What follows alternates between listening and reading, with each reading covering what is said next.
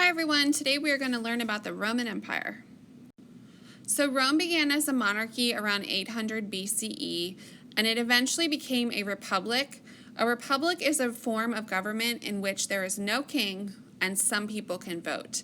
So it's important to note that a lot of times we in America associate the term republic with a democracy, but Rome was definitely not a democracy, and you can have a republic without it being a democracy. It just means some people have representation. So Rome had two consuls who held executive power, and a senate which made a lot of the decisions, which was made up of 300 patricians who were wealthy people who served for their lifetime. Rome was divided into two main social classes: the patricians, who dominated the Senate, who were wealthy landowners, and the plebeians, who were commoners who had no political voice. Eventually, the plebeians rebelled and they gained the right to have some representation, but Rome was still not a democracy, even though we consider it a republic. One of the things that the Romans were really known for is their reliance on the rule of law. So law codes were very important to them. The 12 Tables was the first law code of the Roman Republic, which was designed to protect ordinary people. And we can compare it to China, where they really relied a lot on the bureaucracy to keep order in society. Rome relied on its law codes. And there are some similarities, some things that we would recognize today, such as if you were put on trial, you were allowed to present evidence and have witnesses. But again, since Rome is not a democracy, we can't really say that their legal system was totally fair by today's standards. So Rome started out as just a city and eventually conquered all of Italy. Over time, they built up their military and went out and tried to conquer other places outside of Italy. The Punic Wars are an example of that, where Rome went to war against this huge empire called Carthage, which is in brown on the map. One of the motivations for this was that Rome wanted to gain control of good farmlands as the empire expanded. And eventually, they wanted to control all the territory around the Mediterranean Sea, which they did achieve later on. So as Rome conquered more and more territory, powerful generals who led these conquests built up more support. And what happened is a lot of the armies of these generals became loyal to the specific generals rather than just to Rome as a civilization. And this eventually led to a civil war between powerful leaders and the establishment of the first triumvirate. Triumvirate, or tri, means three leaders are going to share power.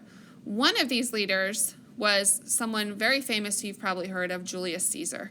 Julius Caesar in 45 BCE defeated the other generals and established himself as dictator. He was not in power very long because he was actually killed by his enemies about a year later, who were probably upset that he had kind of gone around the Senate, because Rome had started as a republic where the senators had a lot of authority to make decisions, and now Julius Caesar has become a dictator and essentially ended the republic. After Julius Caesar was killed, Rome entered another period of conflict, and then they tried this again with the second triumvirate, with another three people sharing power. That also didn't work, and one of the people of the second triumvirate, Augustus, who was originally called Octavian, defeated the other two and emerged victorious, and he became the first emperor of the Roman Empire. And so this is known as the Age of Augustus. It's a time of great expansion of territory and Roman culture. You can see by the Age of Augustus on the map, Rome controlled all of the territory around the Mediterranean Sea. And the period after this is known as the Pax Romana, which means peace. It's a 200-year period of peace and prosperity where a lot of the things that we know the Roman Empire for occurred in this time period after the Age of Augustus.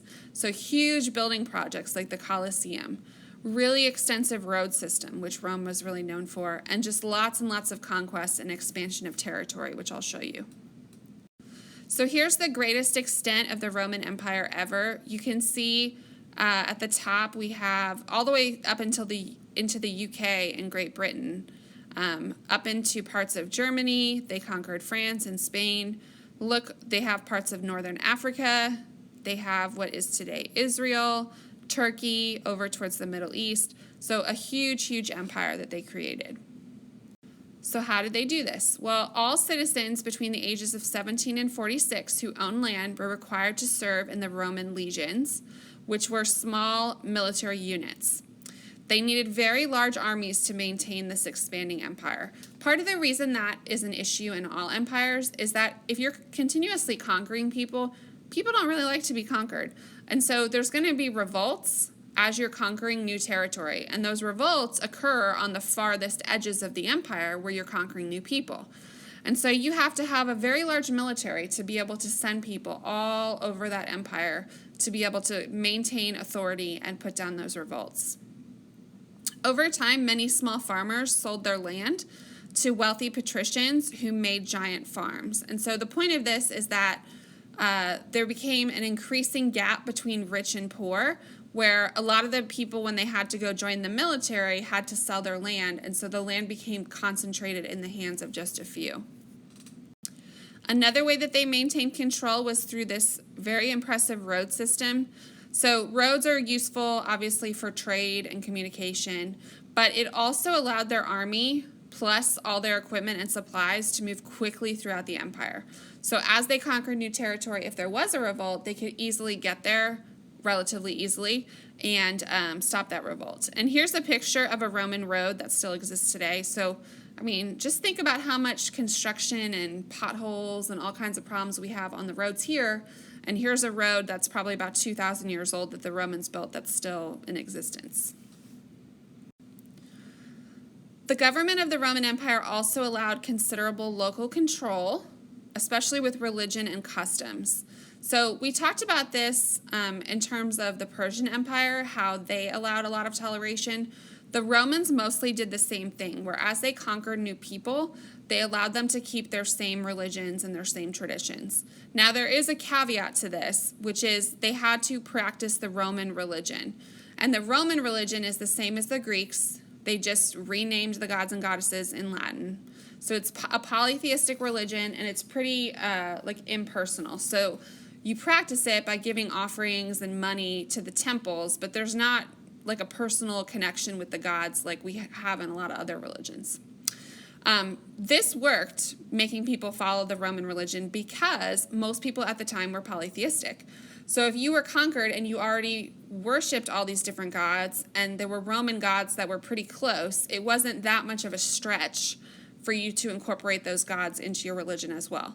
The problem came with the religions that were very different. And so an example of that you see here, this is a painting of the burning of Jerusalem, is the Jews, who were the first monotheistic religion we learned. They refused to worship the Roman gods because they believed in only one true God. And so to add the Roman gods to their religion would have been totally against everything they believed in, and they refused to do that.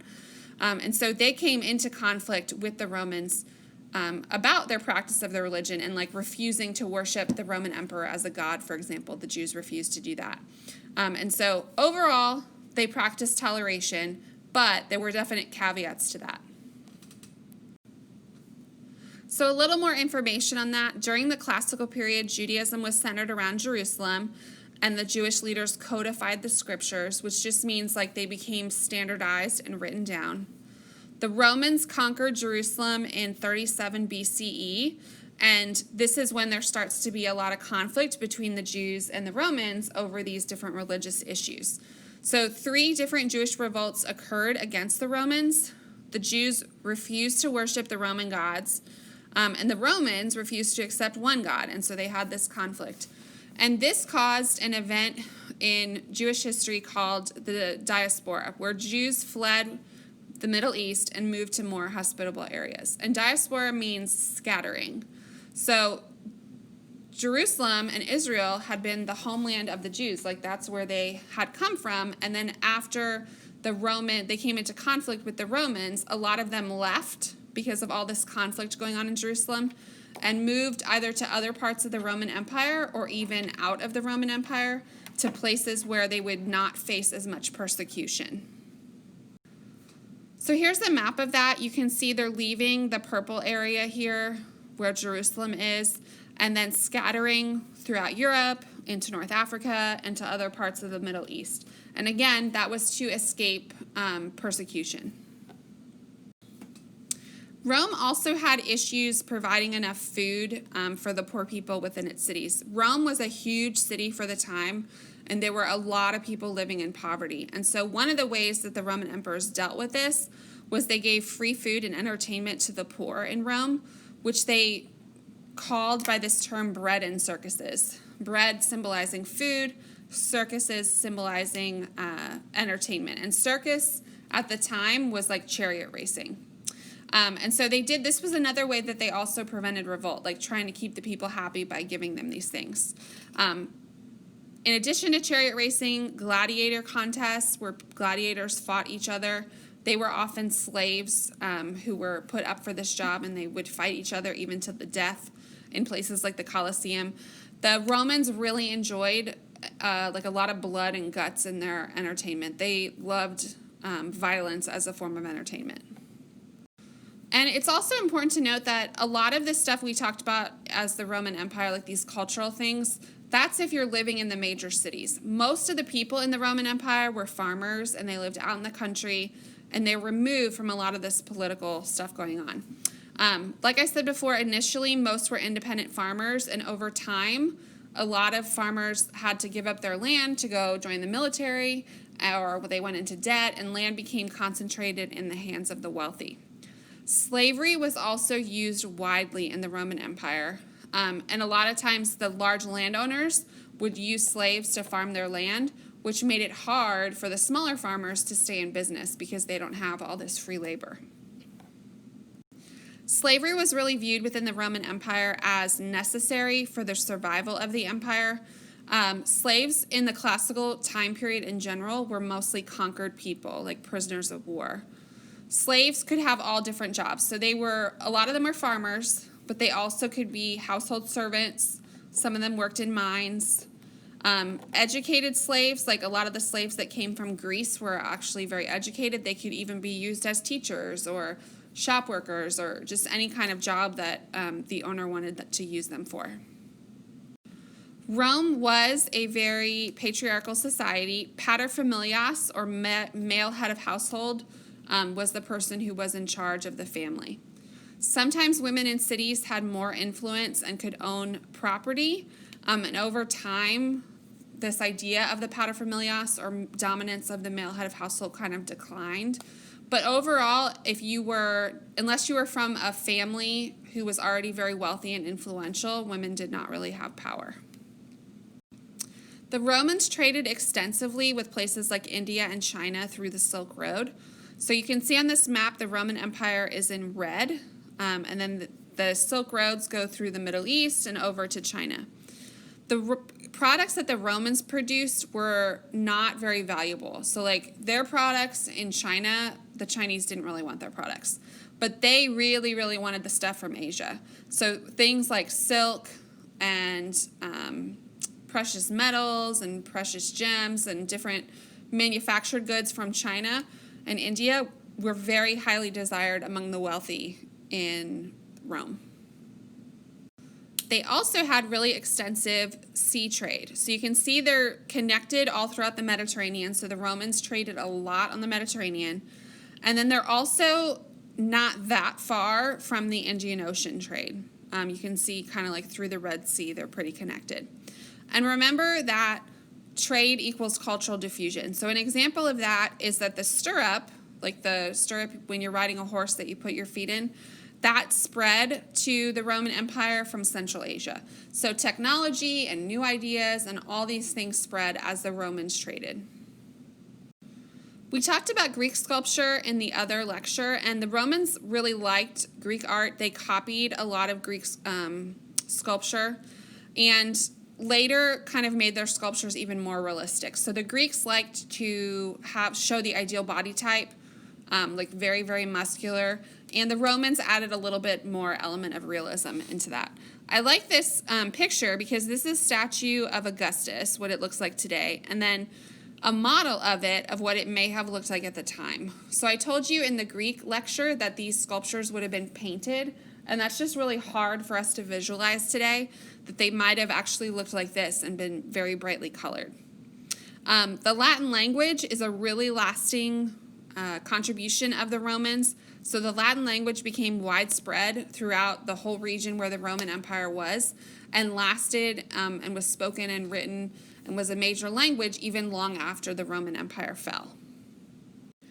The Romans were not into science like we think of experimental science, but they were masters of engineering. So there's a lot of science that goes into engineering. They just didn't do science like we think of it. They built tremendous amounts of roads. They built aqueducts to carry water. This is a picture of an aqueduct on the far right. And the water would run on channels, like in the top of those. It looks like a bridge, but the water would run on the top of those channels to carry water from like the countryside into the cities. They also mastered a lot of different architectural techniques, like arches, this huge dome on the Pantheon that you see here. The Pantheon was a huge temple to all the gods of the Roman Empire. They also were the first civilization to learn how to use concrete effectively for buildings, and they incorporated a lot of similar styles that the Greeks did. So their religion was the same as the Greeks. They were polytheistic, but they just renamed the gods in Latin. And so like we talked about with the Greeks, a lot of those gods were very immoral, and so the gods almost kind of were an example of what not to do rather than how you should live your life. And so it was an impersonal religion, and people didn't have like a personal connection to the gods of the Roman Empire like a lot of people in other major religions feel. And remember, the Romans were tolerant as long as you also adhered to the Roman religion. You could worship your other gods as long as you also worship the gods of the Romans. One of the major world religions that began in the Roman Empire is Christianity. And so this began with Jesus of Nazareth, who became a very popular teacher in the Middle East. Christians believe that Jesus is the Son of God, also called the Messiah or Savior. And Christianity promised that anyone who believed that Jesus was the Son of God and the Savior would go to heaven.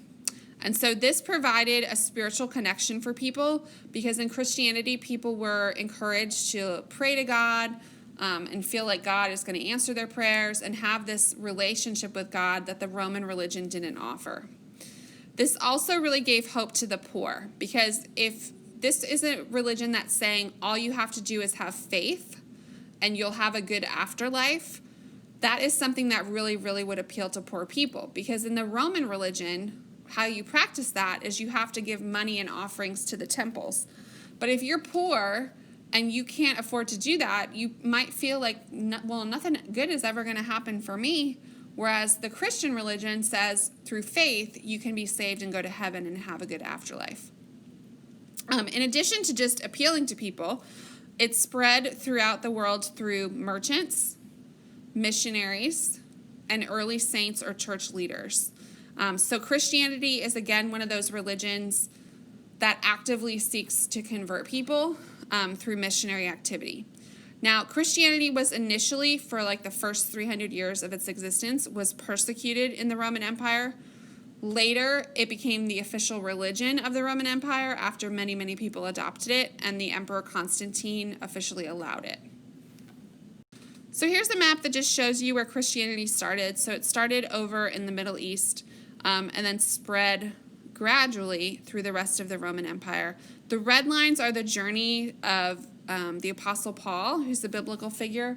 He was a missionary who traveled all throughout the region you see there, trying to convert people to Christianity. And then this map just shows how widely it spread after that. So you can see like most of the people in the Roman Empire eventually converted. Now, over time, Rome had some issues. So they had a series of plagues, which caused the population to decline. It slowed down their trade. There was a shift in philosophy of people where rather than like being concerned with the government and trade and all of these like valuable contributions, people just were concerned with luxury and having a fun life. They had a series of really corrupt and ineffective emperors. So the Pax Romana time, where they had all this building and expansion. That declined, and they had a series of really weak emperors.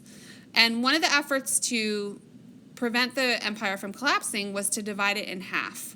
So we see here the empire was divided into the western half with its capital at Rome, and the eastern half with its capital at Constantinople, which is today called Istanbul. Constantine also, the Emperor Constantine, embraced Christianity to try to bring everybody together because so many people had already converted. But it was sort of too little too late for the Roman Empire. So they had spent a lot of money on their military. The military had incorporated a lot of newly conquered people, which meant they weren't really as loyal as they could have been. There were continued disease epidemics, environmental problems, so like soil erosion and soil depletion from really extensive farming. And then they started to have a lot of problems with invasion, which I'll show you. The invasions finally caused the Western Roman Empire to fall in the year 476 CE. The Eastern Roman Empire kept going and is today known as the Byzantine Empire, which I'll show you. Okay, so you see above the green part on the map, there's all these different names of these groups, like the Franks and the Vandals and the Visigoths. Those were nomadic people who lived north of the Roman Empire, and the Romans referred to them as barbarians. They started launching all these raids on the Roman Empire, trying to take over Roman territory and Roman wealth. So they started invading over and over and over these different groups. By the 400 CE, you can see those different groups reached far into the Roman Empire, even into Italy itself. And so this is what ultimately led to the fall of the Western Roman Empire, was these invasions. And so on this map, the dark green is the area that was the Eastern Roman Empire. That didn't collapse. So that lived on, and today we refer to it as the Byzantine Empire. That actually continued for another 1,000 years. The western part, you can see, became divided up among those different invading tribes.